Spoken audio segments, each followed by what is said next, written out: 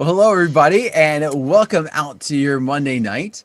We are here for the Monday Night Chat, John, MJ, and myself, and it's so glad that you could join us. We hope not to control the entire night. We hope that we can find a way to MIDI your way through everything. I got nothing. I'm sorry. I was rooting for you there. I had it for a minute. I had it. I'm gonna leave you scratching your head as the entire night's conversation plays out. Aren't we going to be solving world problems? I thought that's what tonight's show is about. Well, that's what we do every Monday night. Yeah, Come on, Pinky. Yeah, I mean, for sure. For sure. Oh my gosh. But no, thank you so very much. It feels like forever since we've seen you, and it's really only been 2 weeks for MJ and myself. Well, at least for myself. I know MJ's got his show, but it was a good show. Thank you, everybody, for tuning in. It was a great show. I had a bunch of people watching live, and it came up with such great questions, so thank you all for that. I hope you bring them tonight, too. Excellent. Absolutely. So feel free to drop those in the chat. For those of you that are doing it on YouTube, I can read it. If you're doing it on any place else, John will hopefully tell us who you are and what you said. I can read it, too. Yeah, I think I'm just the one that can't. Yeah, I don't get pretty much. Yeah, we didn't give you the handshaky thing. Somebody said we need to hit the sync button before the show. I have some memes that are coming out this week that I made about the sync button, and it's going to tick some people off. So I think it should be fun. It usually is when you get to do that. For those of you watching, let us know how the stream is going. It's we're getting a lot of bouncing up warnings here going, but yet it seems that everything that's coming off my computer looks like it's good. It seems to be between Restream and YouTube, the two. So let us know if you're having issues with that and such, because I can see for those of you commenting on YouTube, I'll be able to see if it's somebody comments and says it's hiccuping, and we'll take it from there. All right. So before we get started, if you get a chance, tonight's industry spotlight, I had Kristen Wilson joining me from Florida. And if you guys haven't gotten to hear Kristen kind of tell her story and such, it's kind of a fun little interview that we did tonight. She kind of went back of where she started and how she got to be where she is today, and all those little nuances and lessons learned between then and now. So it was a fun interview, and I know a few of you were with us with that one. Okay, great. Day and Night said it looks good on YouTube, so we're just going to say Restream is being punky tonight. Punky. So anyway, yeah, you can find that on the YouTube channel, youtube.com/discjockey news, and check that out. We're doing an interview every Monday night. They'll go live at 8 o'clock. Some are live like tonight, and some will be pre-recorded. But if you'd like to see someone be on the interview show, or you'd like to be on there yourself, just reach out to me. We're starting to schedule our January, February, March Monday night shows with that. Excellent. Nice. So for tonight, I wanted to just kind of just cover some different areas of controllers. There's a lot of different areas out there. It's a topic a lot of people talk about, and there's different little nuances I wanted to kind of hit on those tonight. So it's not going to be like we're going to talk about how to use controllers. It's going to be just a little segment of we'll throw out the topic, and then we'll kind of discuss it a little bit, and kind of go. And if okay, Mikey. And then for there's going to be some of them who will want some crowd participation. So in the chat rooms, you guys can be part of tonight's show.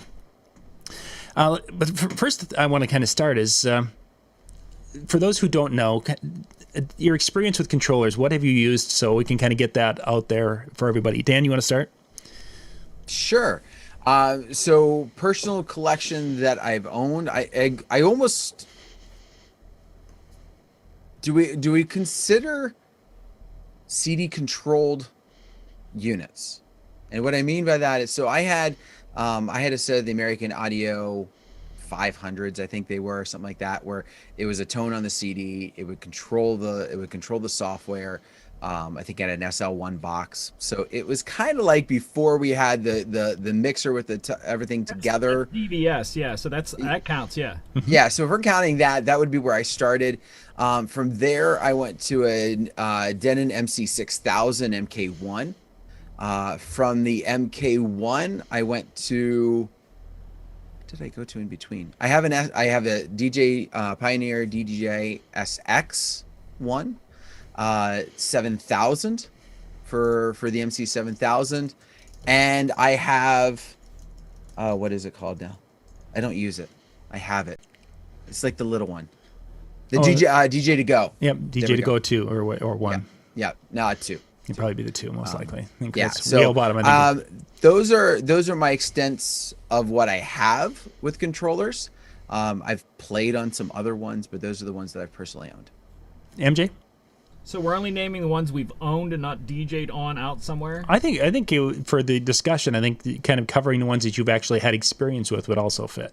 Yeah, because you're gonna when you play out. So I mean, I played on my friends like for a night, maybe. That counts. Mm-hmm. Well, I get that, but your experience is going to be a little bit broader than because when you play on somebody else's, it's often at a venue that has had it, and you've probably been there more than one time. I would say if you did it out anywhere, it counts, Dan. Even if you jumped on like when you did the live stream with your friends, that counts. Well, in that case, then I've got the Rain 12s. I've got the SZ that I got to play on in Atlantic City. Played on the 8000. So we're throwing a whole bunch of extra ones out there. There you go. One of the Newmark ones. I can't remember what it was, though. Not the moving platter one. It was a different one. NS6, maybe? Okay. I'm done. Go ahead, MJ. The list is going to be endlessly long, and I'll try to ramble through it absolutely fast as I can. Yeah, 'cause I we're going to talk about the Denon MC 1200s. Because the 1000s were before that. They were CD only. So we're skipping up to the next one up there.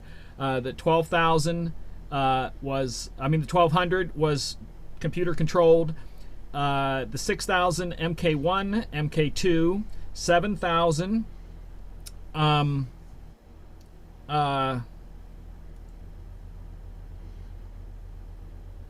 The 1000 and the 1000 SRT, the SBJ, the Serato DBS with SL4 box, I think it was. I'm trying to even think out. Several Pioneers that I couldn't even think of, CDJs that hook up through a mixer, Reigns, Hercules, Reloop,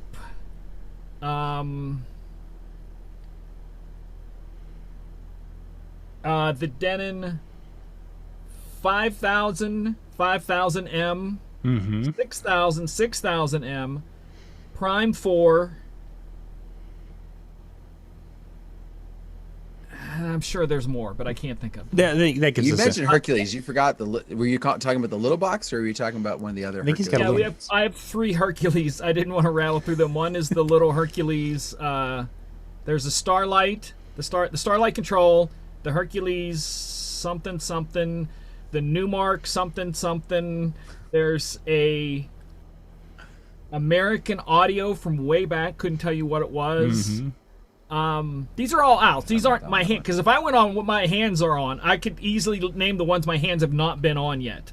As opposed to that would be easier. I would say like 3 of them my hands have not been on. You haven't touched or seen. You guys don't want to hear this, yeah. So you guys have had a variety of experiences with different controllers. And I have nearly all of those in the studio right here. So I'm not. Dan and I and you were talking about things that are going on. Y'all have no idea. Anyways, go ahead.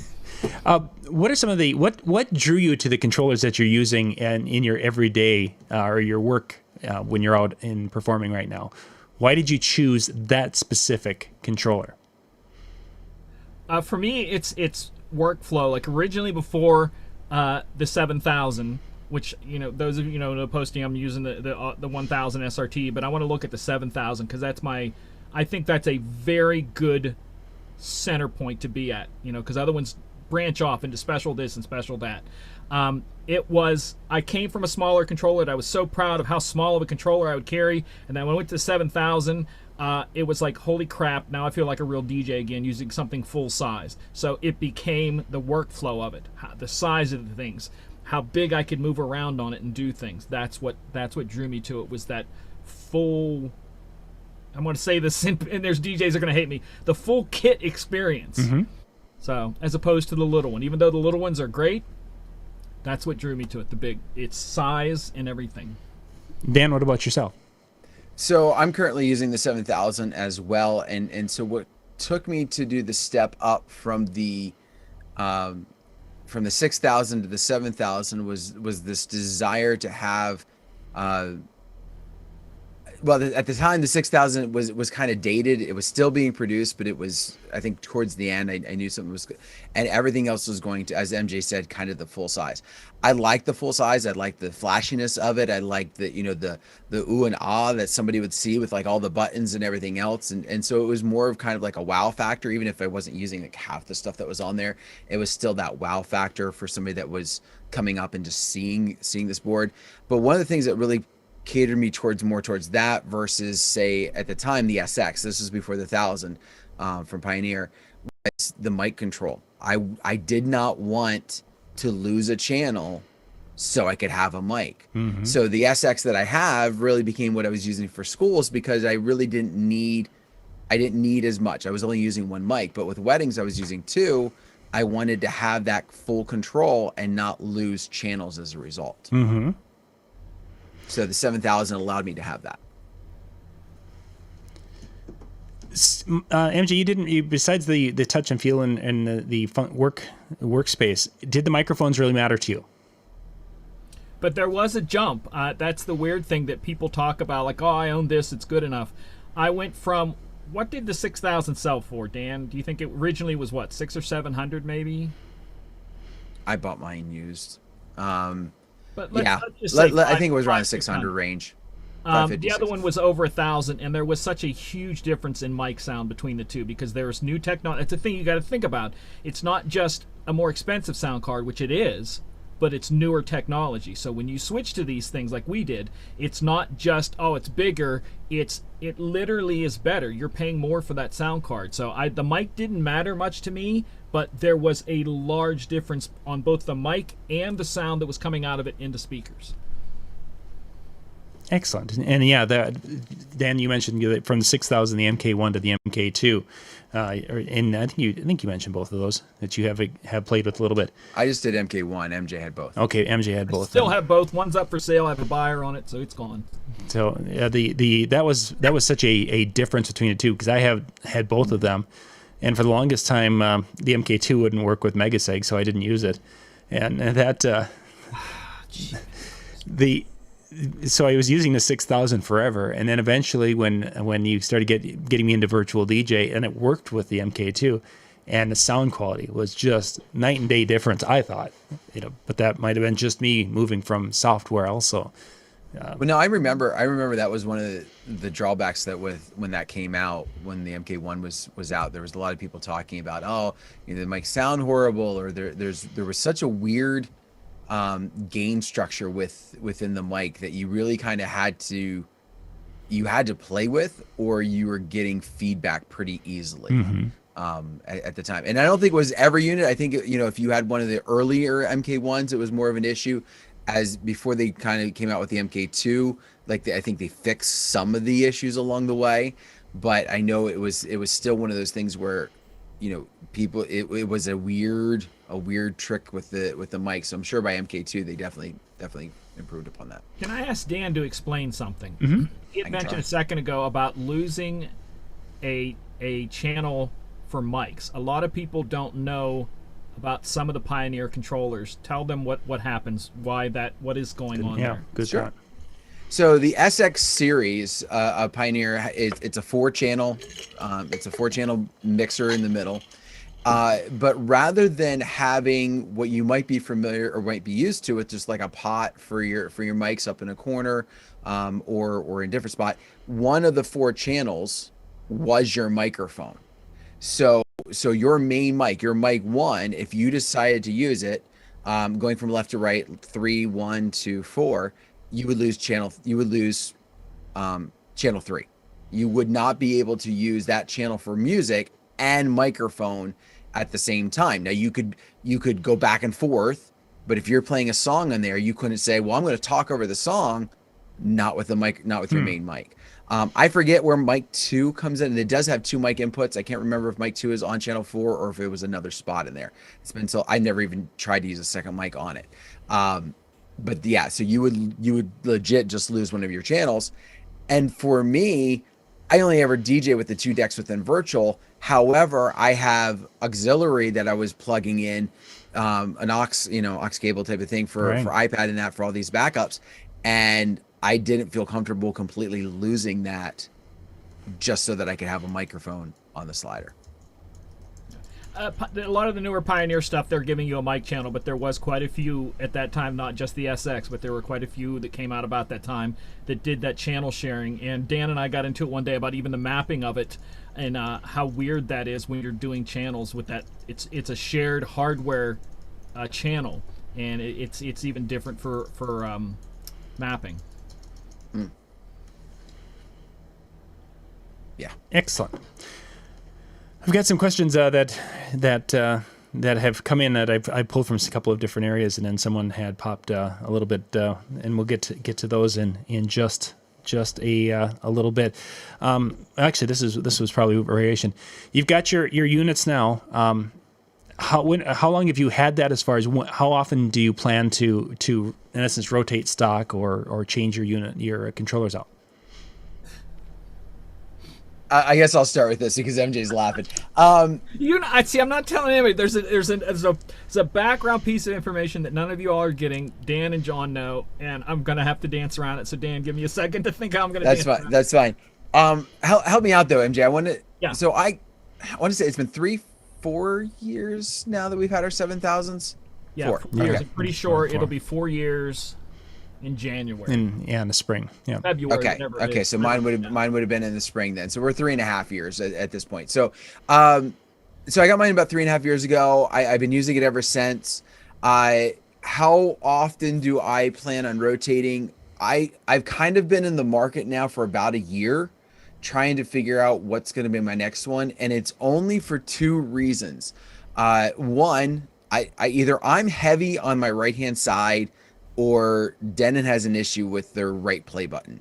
I'm guessing it's my issue. All right. No, they have an issue with all of the buttons, and when we get to me, I'll explain it. I'll let you do yours, and I'll explain why that's an issue.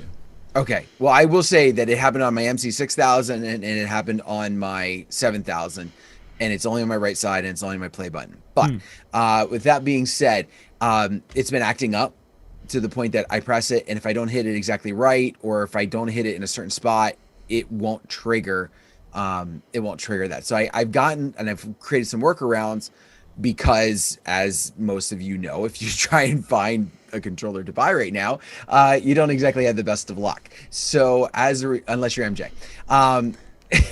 So with that being said, I'm kind of in the market, but there's another thing that I'm also struggling with, and that is some of the price points. So I was used to, the 6000 was around $500.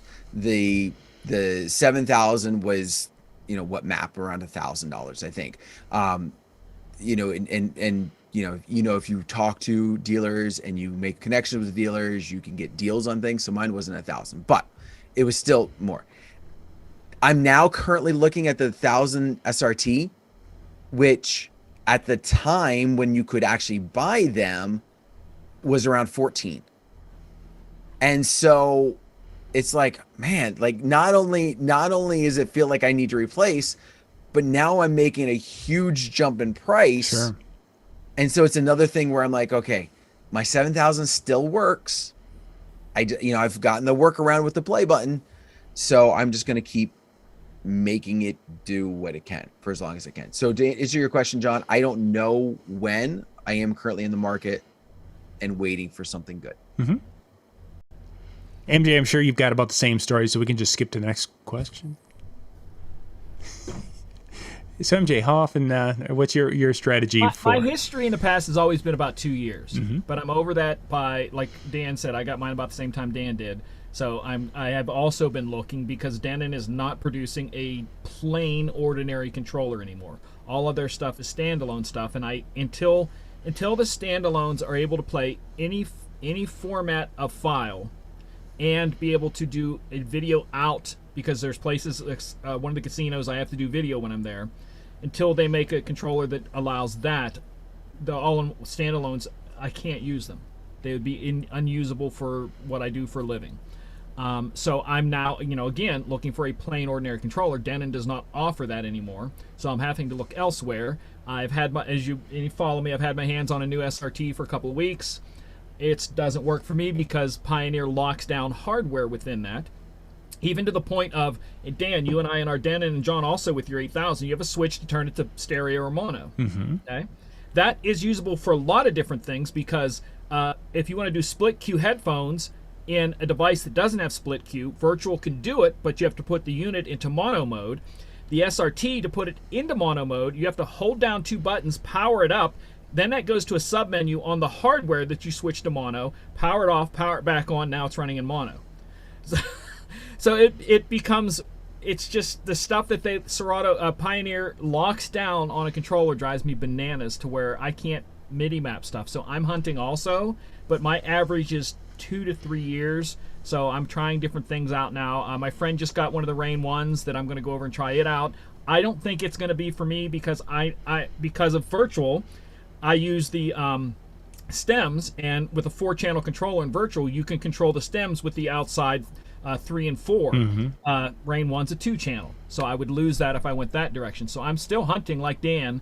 I think I'm going to be right now because of the thing and not being able to find stuff. And Dan, if you do want an SRT, I believe I sent you the thing from eBay. Did I send you that picture? Oh, I went on there at eBay and typed in SRT 1000 and did a search. There's lots of them there for sale. The lowest one is like $1,700 or $1,800, going up past $2,000. So you did send that link. You sent that Wow. Yeah, so if you want one, they're out there for a right price. But like I said, I'm waiting. So what I'm thinking is with this shortage of things, I'm just going to hold my money until spring and see what's then. MJ, the button thing, Dan, that you were talking about. Really quick, John, is that the buttons, all the buttons, like let's say the cues for each channel, it's on a plastic thing like this, and the buttons are down here. And in where that breaks off, so it's not that perfect tilt, it's now free floating, and that's why it's not hitting. And the play, Q, and something else are on a tree there. So my play broke. Yeah. So I've had my unit, the one that I DJ out, has been sent back, repaired once. I've got broken stuff again. So it's a bad thing with them. They're seeing it on the 6000 bigger series, Same problems with the buttons. So that whole issue with them and those buttons is just stupid. So let's jump to the and MJ. This is probably going to be more something you might hear more of. Is people are talking about trying to get gear repaired and the difficulties. Have you been hearing things like that? And not as much now because during COVID, places were just shut down. But you can find stuff now. It's not that difficult. I mean, I don't think it is. I mean, like, what are they? Oh, they try. I know what you're thinking about. Parts. There are places open that can do it, but parts are difficult. Example, my friend had one of the EV systems, okay? And one of the boards in the back, I don't remember what it's called, but it's not the amp, but it's something in the back, went on one of his.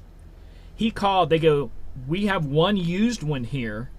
And he goes, I'll take it, I need it. He goes, yeah. He goes, is it a white one? Because my system's white. And they're like, no, it's a black one. He goes, I'll take it anyways. Because they didn't have it. So he has a system that's all white except for one of them has the black back plate. There are parts that are tough to get a hold of right now. So in that sense, yes. And then, of course, that bridges into somebody mentioned earlier up in the chat, that they're wanting to buy a controller, but they just can't get a hold of them. Have you heard anything in your in your connections there, MJ, where people are talking about when these things will be available? Everything that I'm hearing, the best date that I've heard in the Pioneer world is first of the year. That's the earliest date that I've heard. Everybody else is talking spring. I mean, example for this, John, is you brought to our attention that NAMM moved from February to June. That's an industry standard right there of what's going on, that an entire expo that is all about the music industry has completely moved everything, not just the DJ world, but everything back 4 months. Yeah, I think a lot of people, when they heard that, made speculation that it was due to COVID concerns. And I'm not saying that didn't factor into it, but I think it has more to do with the fact that they realized they're reaching out to their people and they're like, we're not going to have anything to bring to the show. Like, Well, we're not going to have to talk about. None of the companies are having new stuff. Yeah. And that's the hold on it. And to talk a little bit about gear availability, not just controllers. We had the church down the road had a mixer that was just going out, and they had an amplifier that was out. So they wanted to get a new board and 2 new amplifiers. Well, good luck. If you want to get a decent quality mixer, yes, you can find a couple of them on, not great quality, but you can find knockoffs on Amazon. They're there. But if you're looking for something that is PreSonus quality or better, one company that we were pricing them through, June of 2022. That's the soonest that they would be able to say that we could get you one for surely by then. Another company I think was March or April of 2022. Amplifiers. We ended up we went from larger amplifiers that were in that install down to smaller amplifiers. Went to 250 watt a side, which for a church will be fine for what they're doing. But those are the only 2 amplifiers we could find. To find 2 matching amplifiers, if we wanted to go with the bigger ones, several months out again. Yeah. And that's just because those things are sitting somewhere between, here in China, and where that is, they're not sure, but they're not here. If you want, I was joking with a friend of mine had his QSC, one of his QSCs blow, and he was gonna think about getting it repaired or new ones, and none of that was possible. And I'm like, hey, you probably could go pick up a couple bearings or somewhere. He's like, I'll find something. But he did end up finding some EVs of some sort. Mm-hmm. But QSC to buy one to put back to his system, he couldn't do it. I'm just saying, I have a pair of speakers, and I'm. Now is the time. If you have stuff, if you're willing to part with it, like Dan and I talk about, like I luckily, and I will say this luckily as a not found it, but thought enough ahead, way before, like just before COVID, to buy a used backup 7000. Mm-hmm.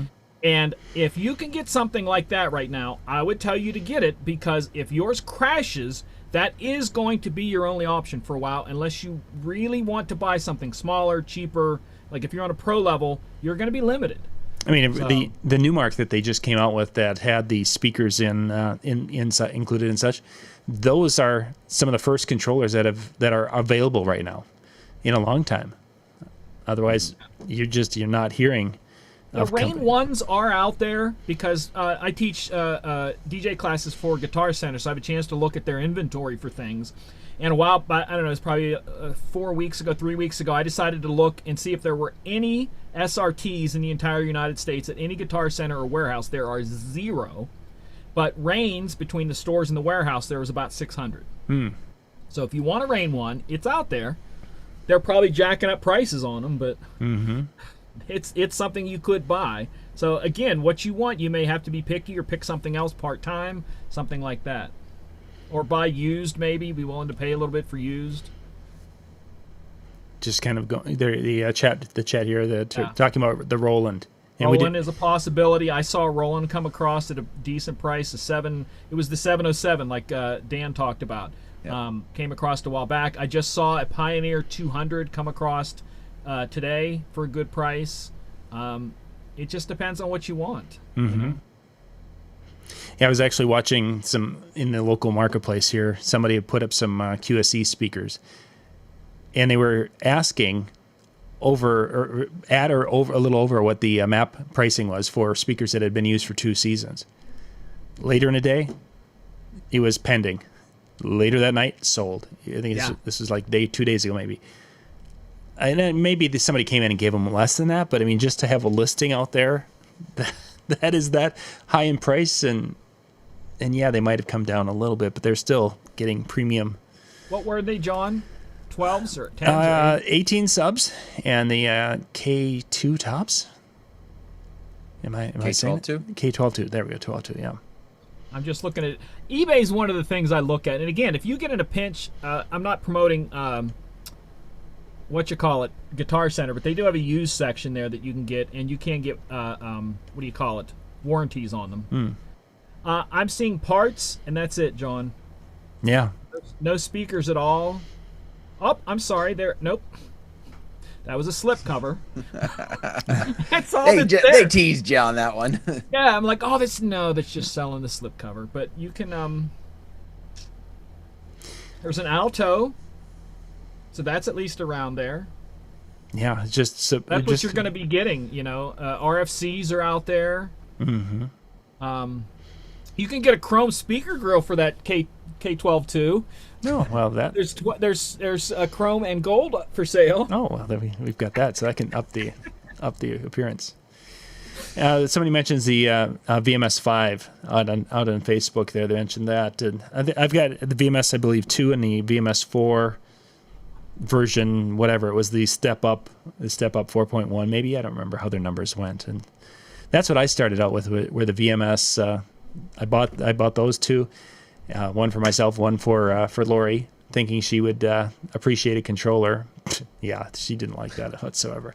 And part of it was $500. That's going for $500 right now, John. What is the VMS? VMS 5. Yeah, and some people have had the VMS 2, 4, original 4 didn't have very good audio pickups. The 4.1 was better, and the 5 is supposed to be a step up from that, but I just found there was such a huge difference. So going from the VMS to the Denon when it came to sound quality and things with that. So until you see them together, people just don't realize the difference there is when you hear them play side by side. Mm-hmm. Because your ear hears something, it sounds fine, but you're going to get what you pay for. If you buy a $500 controller, you're going to get $500 sound. If you buy a $1,000 controller, you're going to get $1,000 sound. Super mentions. Super Rockin' DJ Smash mentions selling the Cerwin Vega P series. A friend of mine just sold some Cerwin Vega speakers, and I thought he's going to sit on those things forever. And he got the right person who was like, "Oh my gosh, I want that big boom from the Cerwin Vega bass." So, yeah, they're even though up here in Minnesota we're getting to the point where it's the end of our season for weddings and even school events until spring, but. So when people are purchasing controllers, what do you think is a realistic number as far as for budgeting as we're going into 2022? We've talked about a variety of different numbers. Can you find something you think decent for $1,000 for next year? I think it depends on what you're looking to do with it and what you're looking to have available to you. I think if I was budgeting for 2022, and I guess in a way that I am because I'm in that market for looking for one, I would actually probably say set aside $1,500. Not saying you're gonna spend it. Not saying you can't find something for $1,000 or potentially under it that's of quality. And again, we're not talking you find some deal on the internet and you get a lucky break, but we're talking like legit buying. Yeah, thanks, MJ. I was waiting for you to get that. But I think it'd be a good idea to set the $1,500 because as we've seen with the SRT made that jump up. If somebody else decides to come along with a with a unit similar to that, all right. So again, we've said where it seems like Denon has gone away and they're just doing standalones, and now we're seeing Newmark who has also jumped into the standalone, and I know same overarching company, but again, there's another push towards those. As we see more of those happening, I'm wondering if we're going to see anything really in that lower price range. You can get the SX3, assuming that comes back online. That that's going to be $1,000 or near that $1,000 mark. The SRT for the 1000 is $1,400. And again, who knows what's going to be once we suddenly get them in? Will they decide to go a little bit higher for whatever reason? That could be an issue. But I would set it right side $1,500 because of that. You talking about the SX3? You're talking about the SX3, yeah. I'm not saying you could actually. What I mean is, they didn't discontinue them. At least as far as I know, they still have them. They might not be in stock anywhere, but that's the thing. It's not though, so you'd have to end up finding used. Right, but what I'm saying is, like when they're stock again, right. I'm assuming that's going to be in that was in the 1,000 range. Would they put it? Would they bring it back to stock?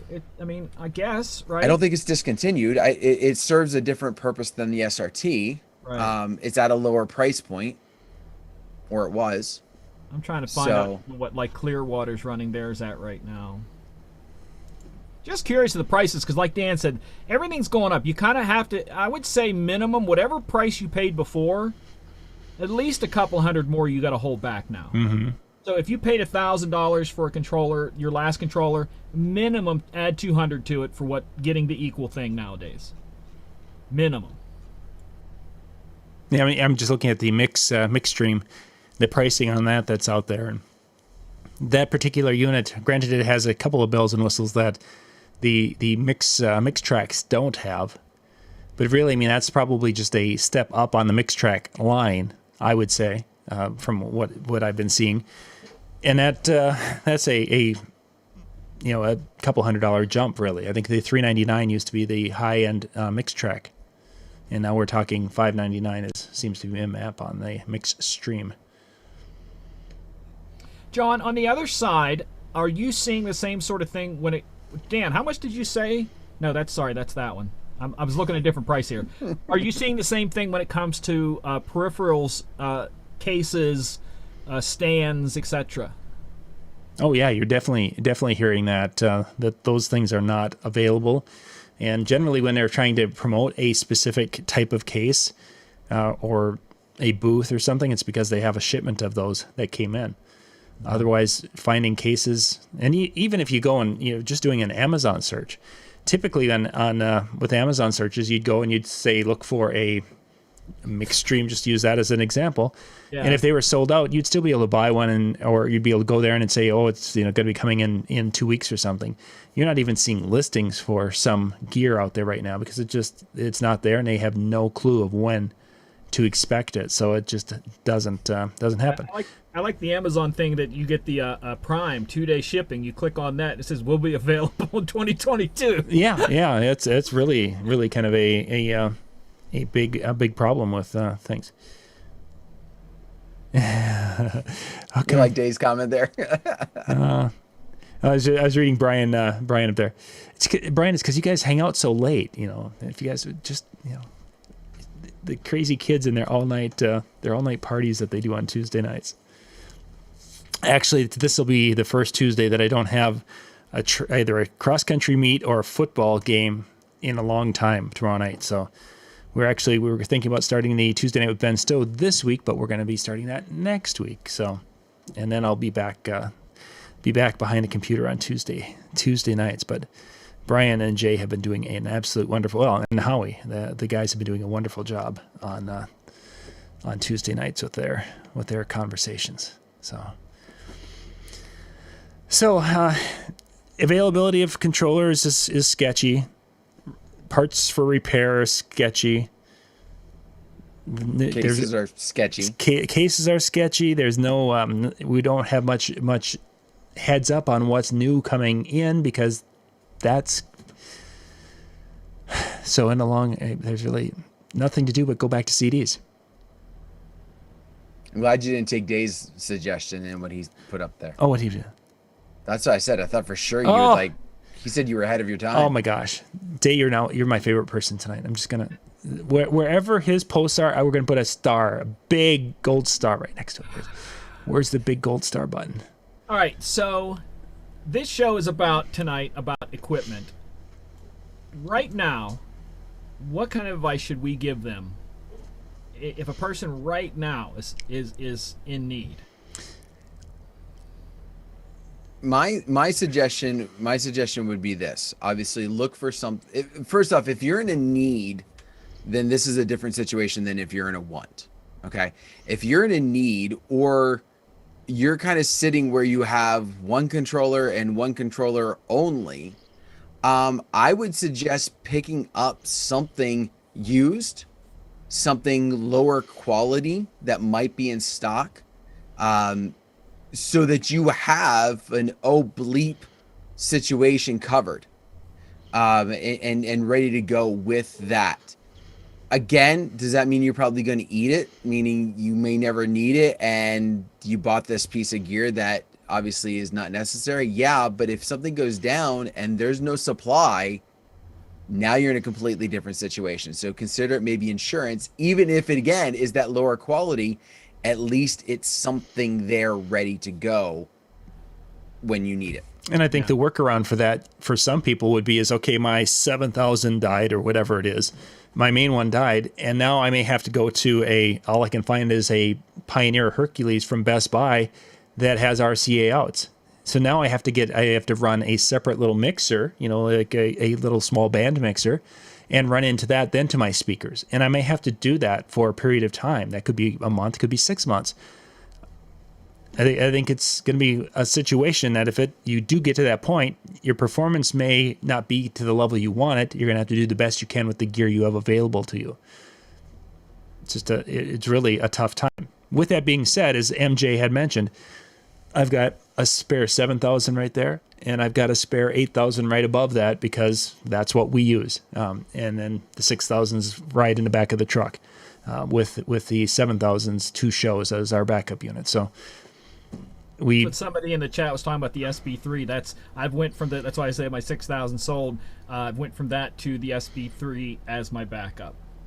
So it's a cheap little thing. If you can get one, grab it. Just something that's going to continue to get you a paycheck. Mm-hmm. Can't get what you want, try to find something similar. If you feel that you are in a position where this thing could break any day, start planning now on something. If nothing else, make friends with people who have extras that might rent you theirs for the next 6 months. And Brian makes a good point here that there are some retailers out there. Some retailers are mainly drop ship type retailers. Some carry inventory. Guitar Center has inventory. They have a warehouse. And literally when American DJ would get their lights in, there's Guitar Center trucks backing up to their door that are hauling stuff out. Another huge one that has a massive inventory is Sweetwater. Those are and there's others that do that also. On the East Coast, there's a couple. When you have situations like those companies, they not only have things in stock that you can pick up, but sometimes because of the massive amounts that they're purchasing, that their pricing can be very, very competitive and to some point hard to beat because some of these companies will go to the manufacturer and say, hey, you want to be in Guitar Center. There was a sales or one of the marketing guys or whatever sales guys, whatever the person is who basically would negotiate the contracts with the manufacturers. And they were like, this guy from Guitar Center, he basically, hey, if you want to be in our stores, this is where the price point. You've treated it like a Walmart thing. Oh yeah, no. Last year you sold it to us for $10. No, this year it's going to be $8.50 if you want to continue to be in our store. And they were very aggressive with that. So there's going to be spots that do have things and also, don't hesitate to look around because there are stuff coming out trickling. Mm-hmm. So you might catch a certain site a certain day where they did get one come in. Or, heck, it could be something as stupid as they found it in the back stock room. But keep an eye on things. If something says available and you want it, give it a try. You might find it. So if you're desperate, that's what we're talking about people who are in a need, not a want. Look every day. This is your business. You're making money off of it, so you've got to, take care of that somehow. Great kind of question here coming. Yes. I'm gonna tweak the Facebook question or that comment. MJ, could you do a full show with no controller if you had the ability to run your audio into the sound system? Could you perform just with a mouse? But not. I don't believe as efficiently, but I definitely could beat match every song because. I talked about this on my show the other night about MIDI mapping keyboards and how that Virtual just put out on theirs that you get the Serato keyboard shortcuts and the Record Box keyboard shortcuts with that. So you can do syncing, looping, beat match, release the loop, effects, all of that from the keyboards. So you could do a mouse click on something, a keyboard on something else, and you could get through the night absolutely. There you go. I'm talking about mixing. I'm not talking about just playing a song and then playing the next song. In that sense, if you had to do that, then do the auto mix.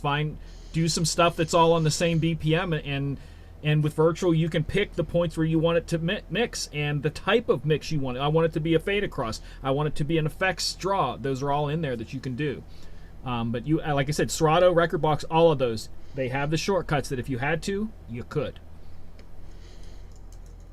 That's interesting. One of the things I used to do when I had multi-system is we would do this scenario game. This dies. How would you work the workarounds and things? Yeah.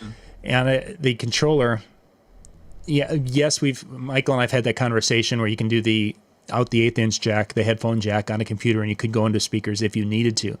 But we've always basically, if you need to, get the other controller in the vehicle type of thing because I just don't want to do that. Spend $6 or $7, buy that splitter. because I keep one in my bag all the time that can come out of the audio out of the laptop, headphone to one, speakers to the other. So I can still cue by buying that $6 splitter. And you can. The thing that I was talking about on my show the other night, I told you I got that SB3. And I recently bought a very large SD card for my Surface Go, okay? So I have my entire DJ library on this thing. I can plug this into the SB3 and DJ from that. So the SB3 has RCA outs. I have an RCA to XLR cord that I bought. So now that is my travel with me little case emergency system that you can get you through the night easily. And if you have a better, like I said, I'm choosing this one because it's light, but most laptops are going to have more power than this little thing, but it's doable. Because like I said, I put them on there, it plays them, I can scratch, I can do everything. But with the SB3, small, little compact, something like that, have with you just in case. Yeah. Anything, like even the little DJ to go stuff. These are available. And they are what, less than $50 now, John? Oh, I'm not even sure. I paid. They're around 75. I was going to say I paid $80 for mine, and when I bought it, like $79. So you can have something this size that can get you through the night. Push comes to shove. So it's best to have something. That's the best way I can tell you. If you have backups, great. But if you don't, take a little bit of time and invest in yourself this way, because this could be the difference of doing the night and getting a paycheck and a positive review, or getting a paycheck and a terrible review. Yeah, exactly. All right. So up next, after we're done here tonight, Howie and the crew are going to be coming on at 10 o'clock Eastern, so in about 10 minutes roughly. Let's see, what are they going to be talking about? Tonight they're going to reveal what they do in their downtime, as well as, we know what Brian does. He decorates the disco porch, because it's all decorated for Halloween. And then what ideas worked and didn't work for a new way of doing business. So, excellent.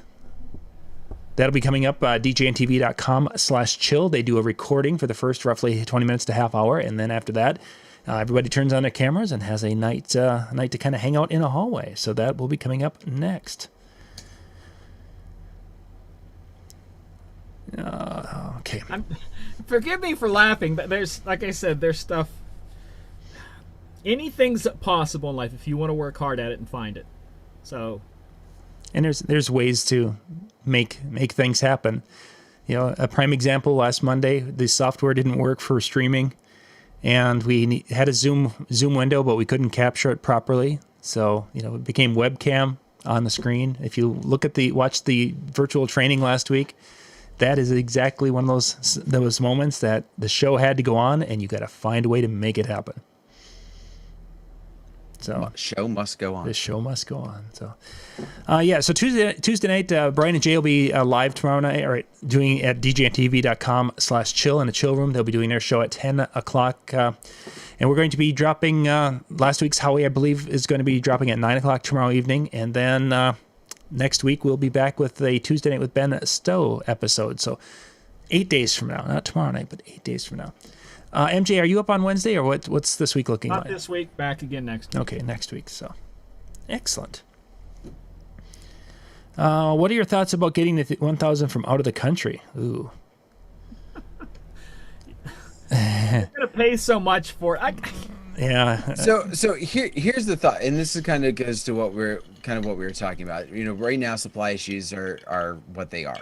And I think, I think it would be apt to say, unless you're buying from a private person, you're gonna have just the same issues getting it out of country as you would from some dealer inside the country. As MJ kind of alluded to, there's going to be places that are getting them within like trickling in type of piece. So it could be one of those things where if you have some relationship set up with some of the different dealers, possibly reaching out to them and saying, hey, put me on a wait list, however they might be handling that, to know. And when they get it in, you might see that chance. But I don't think outside the country is going to give you any better chance than inside the country, again, unless you're trying to buy from somebody private, who maybe could be the same situation as you'd find just down the street. I'm part of the on Facebook, the SRT group, and people are getting them. just with comments like "it finally arrived" sort of thing. Yeah. That they had it ordered, 4 or 5 months ago. And I think that's a big part of what's going on is that it's ones and twos that are dropping. All of a sudden, there's like, whoa, look what just appeared at an NLFX Pro. Two of them come in, and he's like, I got a waiting list of 20, but 2 of them made it. So Yeah. now if you want to, Trev says they got a bunch down in Australia. I'll be darned. They haven't been able to go anywhere or do anything. They weren't probably even allowed to go to the store to. Yeah. Yeah, they've been pretty locked down pretty hard there for the longest time. Yeah. That would be an advantage to having lots of stock. Nobody can get out and buy anything. It's a terrible thing. I'm not laughing to make fun of that. I'm not, but it's funny how the strangest things, life. Well, gentlemen, right. let's wrap it on up, and we'll get ready for Howie. Okay. Well, on that note, thank you very much for taking time out of your Monday night to come and join us. Whether it was you were just curious about what we would talk about with controllers, or whether you're looking for some serious solutions, and maybe we gave some answers to you. I don't know. But thank you very much for taking time out of your night to join us. Join Howie up next. Again, DJNTV.com/chill, and we'll see you next time. Bye.